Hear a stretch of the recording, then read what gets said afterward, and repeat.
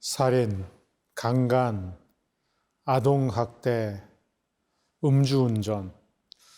우리가 뉴스에서 매일 접하는 안타까운 일들입니다. 죄를 범한 사람은 재판에 서게 되죠.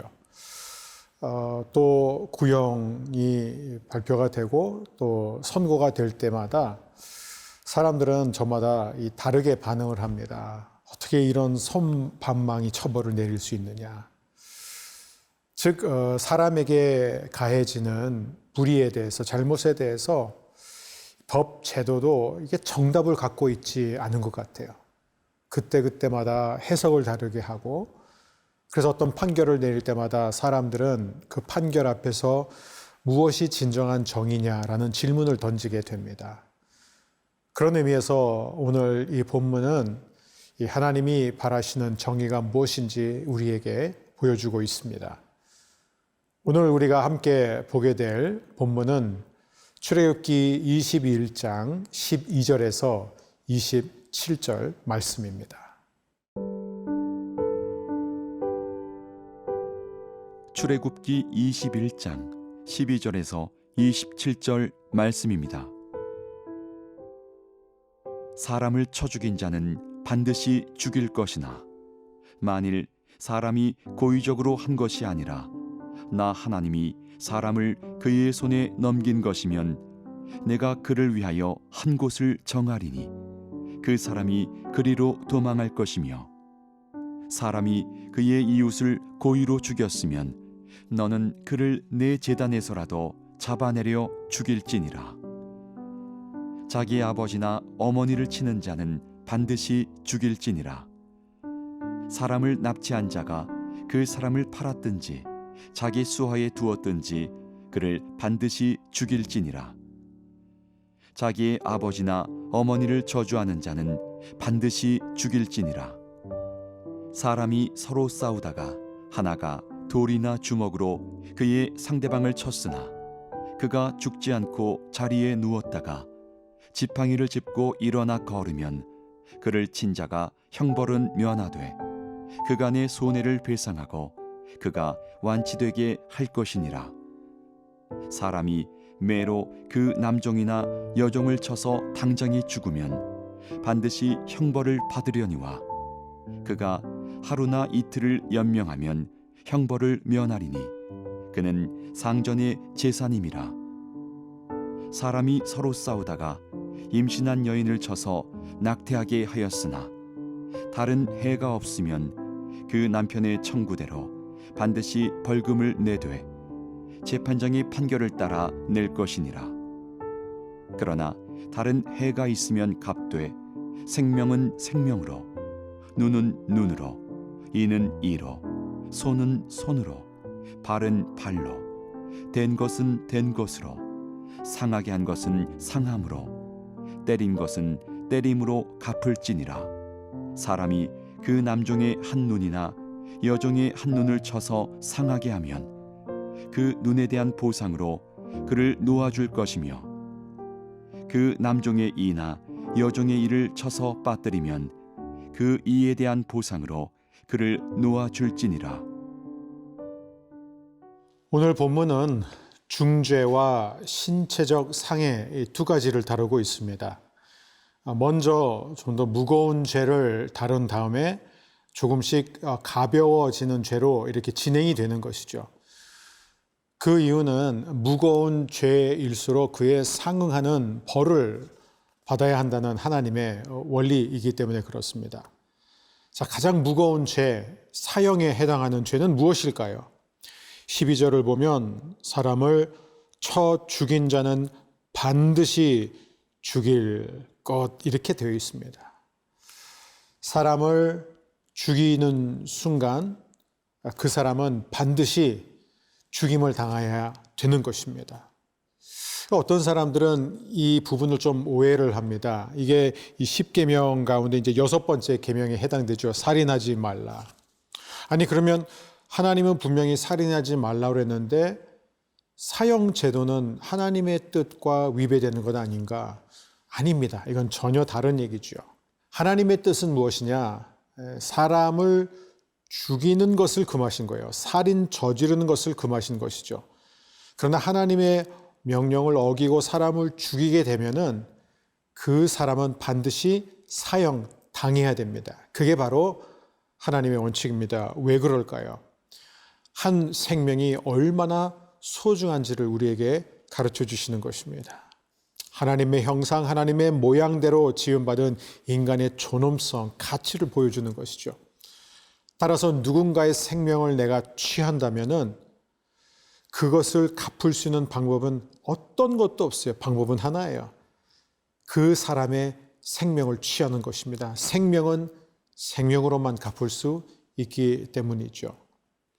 여기서 우리를 조금 놀라게 하는 것이 있습니다. 15절에 보니까 자기 아버지나 어머니를 치는 자는 반드시 죽일지니라. 또 17절 자기의 아버지나 어머니를 저주하는 자는 반드시 죽일지니라. 그래도 홧김에 실수로 부모님한테 욕을 좀 했다고 부모님한테 신체적인 어떤 아픔을 줬다고 죽임을 당한다? 처벌은 이해하겠는데 감옥에 들어간 것도 이해하겠는데 심한 것 아니냐? 아닙니다. 하나님의 창조 질서를 보여주는 대목이에요. 하나님이 이만큼 가정을 소중히 여기십니다. 가정 안에서 질서가 무너지면요, 민족이 무너지는 것입니다. 그것은 우리가 성경에서 늘 보게 되는, 가정이 파괴되면 사회가 파괴되고 그리고 민족 전체가 멸망의 길을 가게 된다는 것이죠. 그런데 여기서 부모를 쳤다 또는 부모를 저주했다라는 이 표현은 그냥 부모를 한 번 친 걸 갖고 얘기하는 게 아니라 상습적으로 공격하는 걸 얘기하고 있습니다. 또 부모를 저주했다는 것은 실수로 한 번 부모님에 대해서 안 좋게 얘기한 걸 얘기하는 게 아니라 반복해서 부모의 권위를 무시하고 짓밟고 그렇게 부모를 공격하는, 이게 바로 부모를 저주하고 부모를 친 것입니다. 바로 이런 사람에 대해서는 하나님이 결코 용납하지 않고 반드시 죽여야 된다고 말씀하십니다. 또 그 중간에 16절에 사람을 납치한 자가 그 사람을 팔았든지 자기 수하에 두었든지 그를 반드시 죽일지니라. 우리가 어제 주일 본문을 통해서 보지 않았습니까? 히브리 종 제도는 종이 자원해서 들어가서 계약직으로 일하는 것입니다. 그런데 사람을 강제적으로 취해서 그를 파는 것, 이게 바로 이 미국에서 있었던 노예 제도를 말하는 것이죠. 이런 경우는 사형에 해당됩니다. 사실 요셉의 형들도 뭘 했죠? 요셉을 취해다가 그를 미디안 상인들에게 팔아넘기지 않았습니까? 이것도 모세 율법의 관점에서 본다면은 사형죄에 해당하는 것이죠. 이만큼 생명이 하나님 앞에서 가치가 있다는 것을 우리에게 보여주시는 것입니다.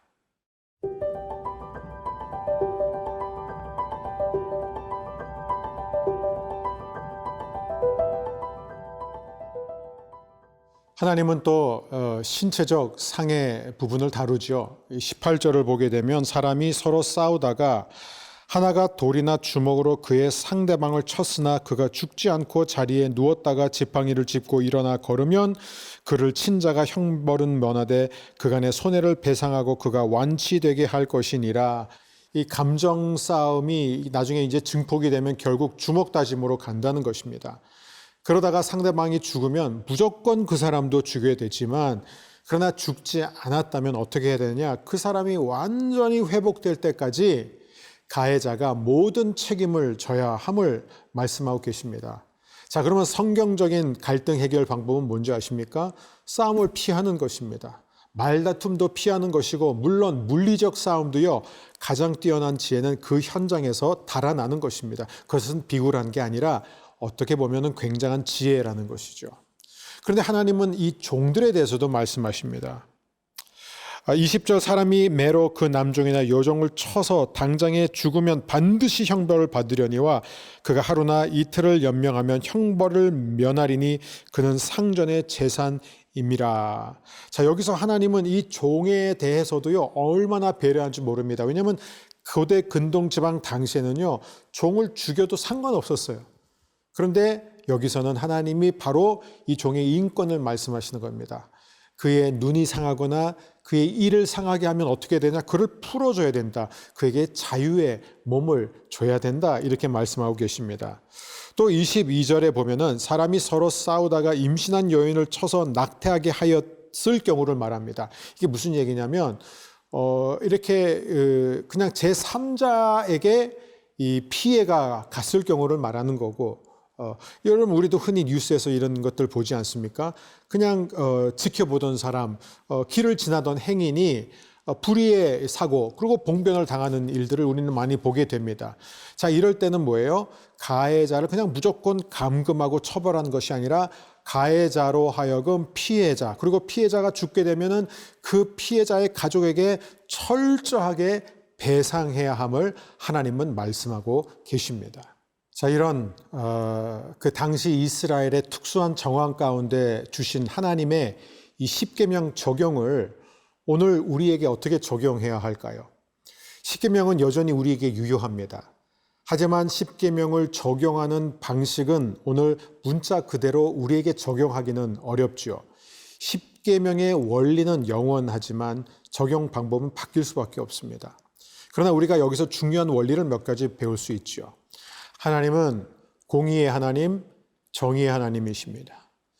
우리가 고의로 했던, 고의로 하지 않았던, 우리가 잘못했다면 반드시 100%의 책임을 지고 배상해야 하는 것이죠.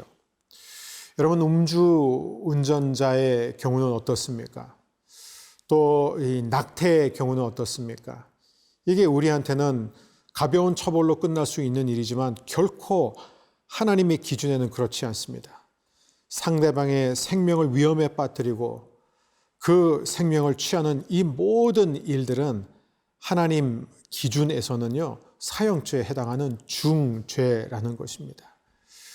낙태, 여러분, 태아는 조직 덩어리가 아닙니다. 하나님의 형상대로 지음받은 소중한 영혼입니다. 그러므로 그리스도인은 어떤 상황 속에서도 모든 사람을 하나님의 형상대로 지음받은 소중한 가치 있는 존엄한 그런 존재로 대해야 됩니다. 존중해야 합니다.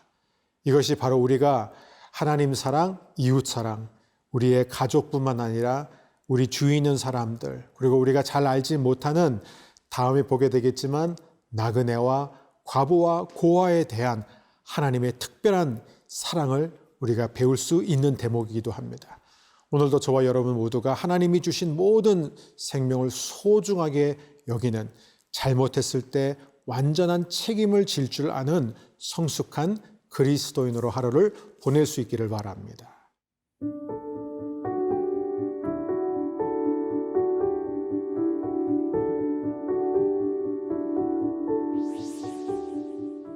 사랑의 주님, 생명의 소중함과 존엄성을 알게 해 주셔서 감사합니다. 사람에 대한 모든 공격은 바로 하나님을 향한 공격입니다. 무엇보다 가정의 소중함을 다시 한번 깨닫게 해주시고 5월 가정의 달을 맞이하여 더욱 가정을 소중히 여길 뿐만 아니라 우리의 주위에 있는 많은 약자들을 보호하시는 하나님의 사랑 저희도 닮아가게 하여 주옵소서. 예수님의 이름으로 기도합니다. 아멘.